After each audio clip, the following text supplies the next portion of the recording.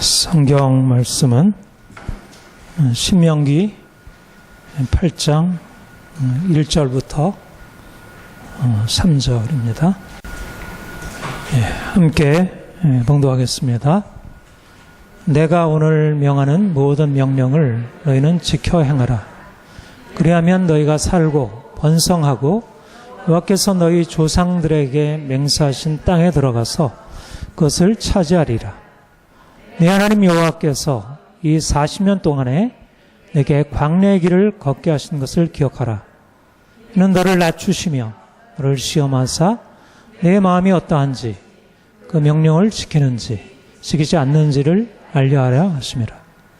너를 낮추시며 너를 줄이게 하시며 또 너도 알지 못하며 내 조상들도 알지 못하던 만나를 내게 먹이신 것은 사람이 떡으로만 살 것이 아니요 하나님의 입에서 나오는 모든 말씀으로 사는 줄을 내가 알게 하려 하심이라.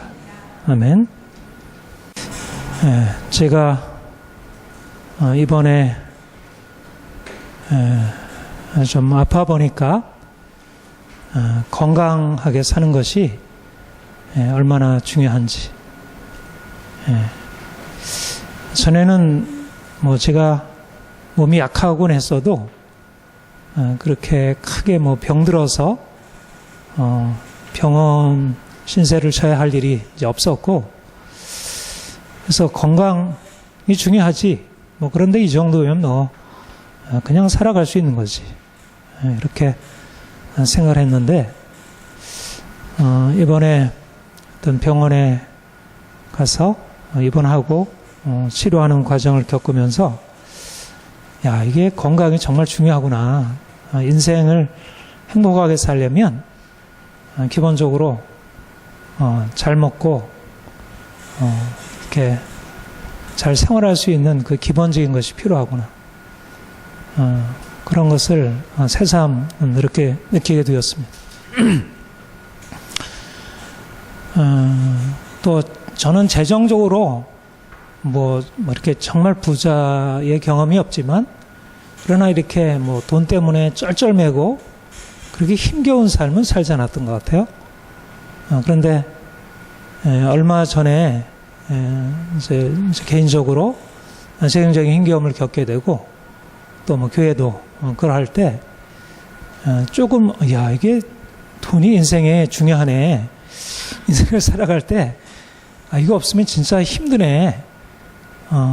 저는 또 직접적으로 이 재정을 관리를 안 하니까 그때 이제 옆에서 아내가 하는 그 힘겨움을 이제 함께 보면서 이게 돈을 벌고 이게 넉넉하게는 아니어도 그래도 이제 일용할 양식을 먹고 염려 없이 사는 것이 얼마나 중요한지.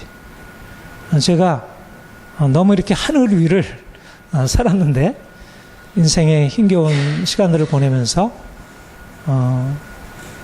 정말 평범한 일상의 삶이 중요한 것을 알게 되고, 또 하나님이 저는 하나님이 높으신 하나님, 우리를 구원하셔서 저 하늘나라로 이끄시는 그 거룩하신 하나님으로 생각을 했는데, 또 하나님이 물론 그런 하나님이시지만 우리 일상의 작은 것들에 대해서 개입하시고 우리 건강하기를 원하시고, 우리가 병들 때 함께 거기에 정말 아파하시는 그런 사랑의 하나님, 또 우리가 돈이 없어서 너무 그것 때문에 염려되고 힘들어할 때도 하나님이 너 그냥 견뎌봐 이렇게 하는 그 하나님이 아니고, 거기에 대해서 우리가 애쓰는 것 이상으로 하나님도 함께 하시는 분이라는 것, 이런 하나님에 대해서 더 많이 알게 되었습니다.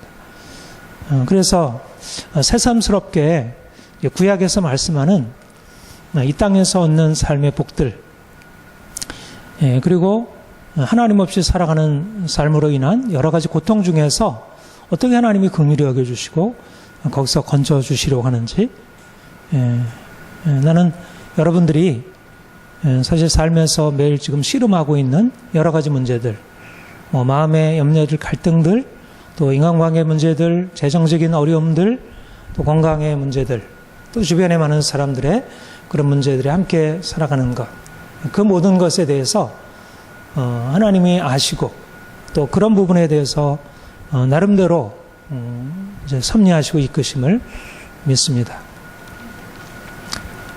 그런데 저는 여러분들이 이제까지 십자가의 도를 가르쳐 왔습니다.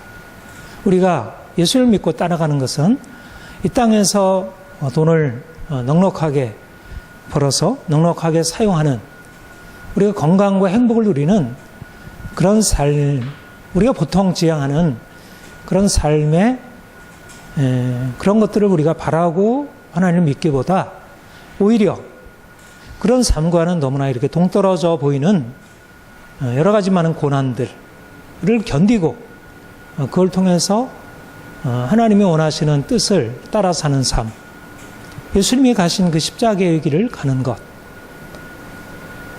또 구약의 말씀으로 비추면 이스라엘 백성들이 출애굽한 이후에 하나님께서 약속하신 것은 가나안 땅의 그런 적과 꿀이 흐르는 땅, 그 땅의 축복인데 하나님이 그들을 광야로 인도하시고 그들로 하여금 광야의 고통, 그것을 겪게 하시는 그 하나님의 섭리를 우리가 받아들이는 것, 이것이 우리 신앙의 가장 핵심이라고 하는 사실을 가르쳐 왔고, 또 지금 제가 새롭게 우리가 이 땅에 사는 삶이 중요하고 건강하게 행복하게 그렇게 살아가는 것이 정말 하나님의 마음이기도 하지만, 그러나 역시 우리에게 정말 강조되어야 할 사실은 십자가의 길, 광야의 길을 우리가 좀 더 깊이 깨닫고 그것으로 살아가는 것이 중요하다는 것을 저는 다시 한번 더 느끼게 되었습니다. 그리고 오늘도 제가 광야에 대해서 여러 번 설교하였는데 오늘도 함께 여러분들과 함께 이 말씀을 상고하기를 원합니다. 우리가 십자가의 길에 대해서, 광야의 길에 대해서 왜 거듭 생각하고 묵상하고 바라보아야 합니까? 그것은 바로 광야를 거치지 않으면 하나님이 우리에게 주시는 그러한 영과 육의 축복으로 나아갈 수 없기 때문에, 분명히 하나님은 우리로 하여금 이 땅에서도 복을 누리고 살게 원하시지만 재정적으로 넉넉하게 또 건강하게 많은 사람들의 사랑과 인정받고 칭찬받고 좀 더 세상에서 좀 그럴듯하게 살기를 원하시지만, 그러나 하나님이 우리를 그리로 인도하시기 위하여 먼저 광야의 길을 거치지 않으면 안 된다는 것입니다. 어떻게 보면 굉장히 다른 사람이 추구하는 것과 하나님이 우리에게 주시는 복 사이에 굉장히 밀접한 관련이 있고, 또 그것이 전혀 다른 것은 아니라 할지라도, 그러나 우리 하나님이 우리를 사람들이 원하는 그 축복으로 인도하시려고 하실 때, 아니 그들이 바라는 것보다 더 놀라운 것으로 우리에게 주시려고 하실 때, 우리에게 말씀하시고 우리를 인도하시는 것은 광야의 길을 내가 거쳐야 한다. 내가 십자가를 먼저 경험해야, 그래야 진정으로 많은 사람들이 얻는 것보다 더 놀라운 그런 탁월한 축복으로 나아갈 수 있다. 그래서 주님은 우리로 하여금 광야의 길을, 우리로 생각할 때는 하나님이 우리를 사랑하시는데, 하나님이 우리를 복 주시려고 부르셨다고 하는데, 왜 내 삶은 여전히 계속되는 그런 문제 한가운데 있고, 왜 나는 다른 사람들이 보기에 또 내 자신이 보기에 이렇게 부족한 것에 가득한 인생을 살아가는가? 그것은 하나님이 우리를 사랑하지 않으시기 때문이 아니라, 하나님이 우리를 외면하시기 때문이 아니라 오히려 사랑하는 자녀이기 때문에 보다 더 큰 축복으로 세상 사람들이 생각하지도 않고 기대하지도 않는 그런 더 놀라운 축복으로 인도하시려고 우리를 광야로 인도하신다는 것입니다. 오늘 본문에 말씀하신 대로 하나님이 우리를 광야로 친히 이끄신 것입니다. 우리의 실패도 있고 우리의 잘못도 있고 주변에 주어진 외적인 환경도 있지만, 그러나 그 모든 것, 우리의 잘못까지 포함해서 우리가 지금 처해 있는 여러 가지 많은 광야의 과정들은 하나님이 친히 그분의 어떤 목적, 그분의 의도를 가지시고 우리를 이곳에 두신 것입니다.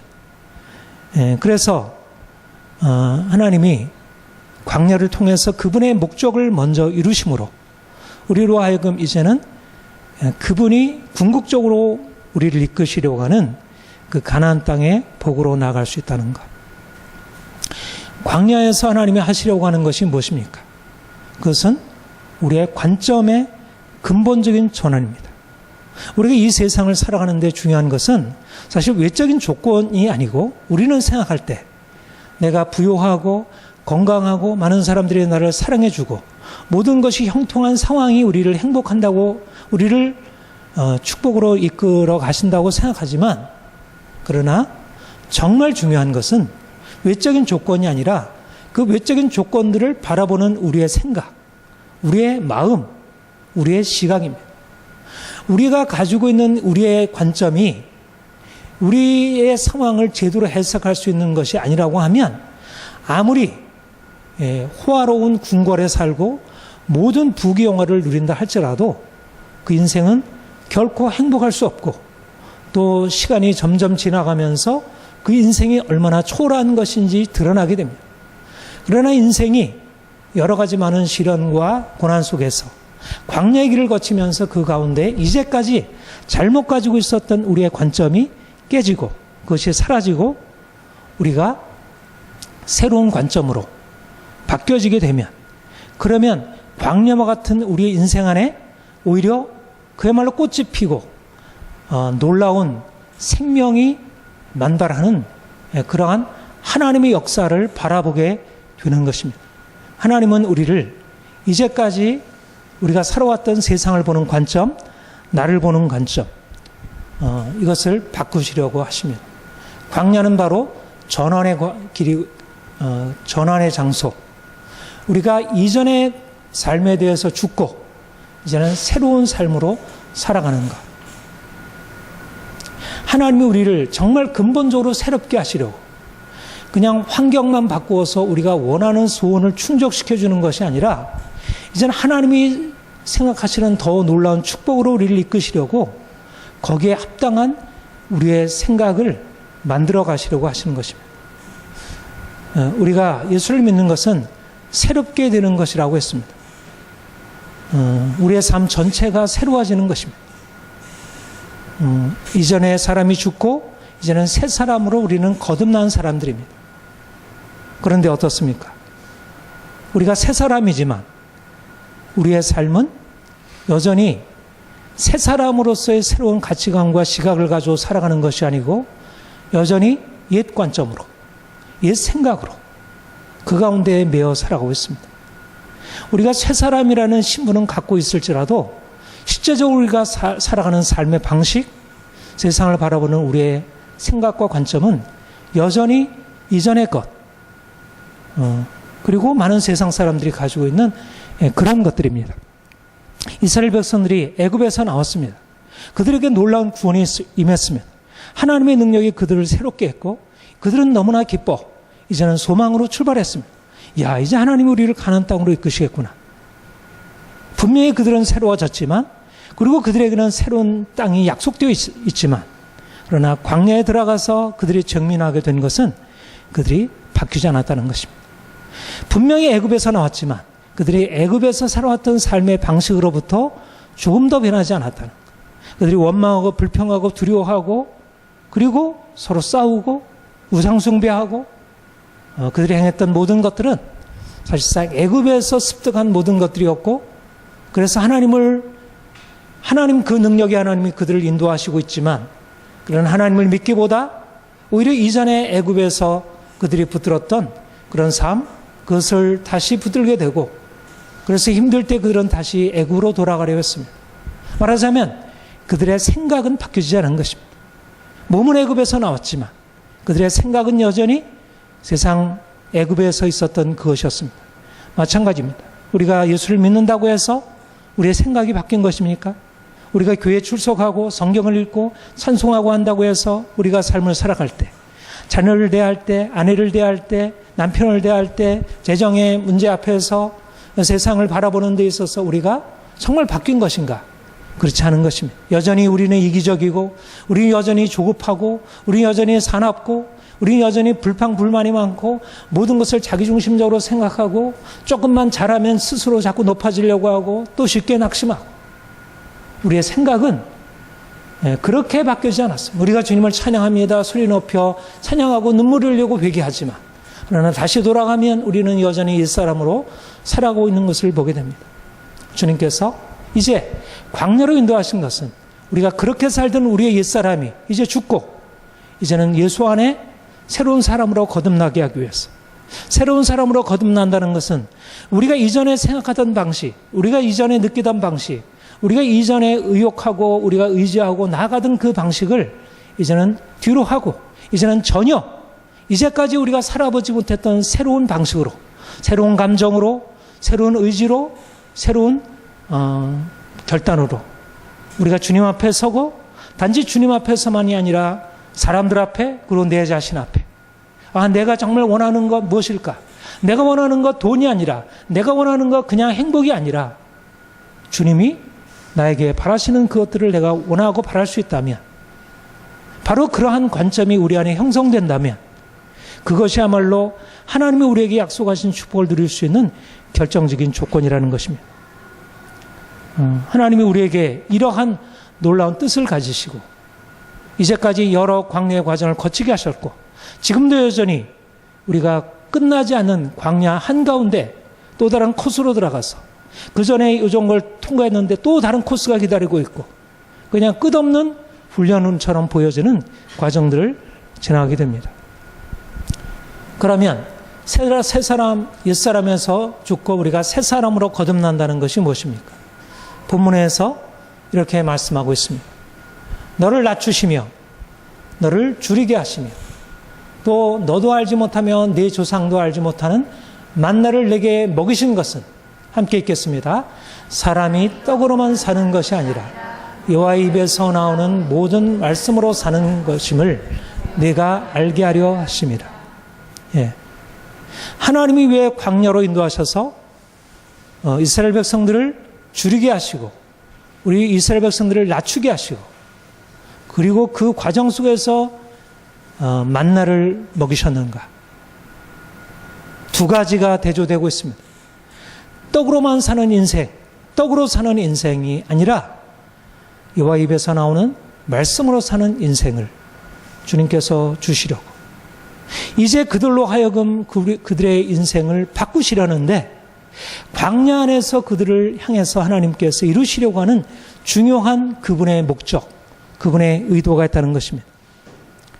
이제까지 우리 인생이 떡으로 사는 인생이었는데, 이제는 광야에서 하나님이 주시는 훈련의 과정을 통해서 이제 떡이 아니라 하나님의 입에서 나오시는 말씀으로 사는 것, 그것을 배우는 것입니다.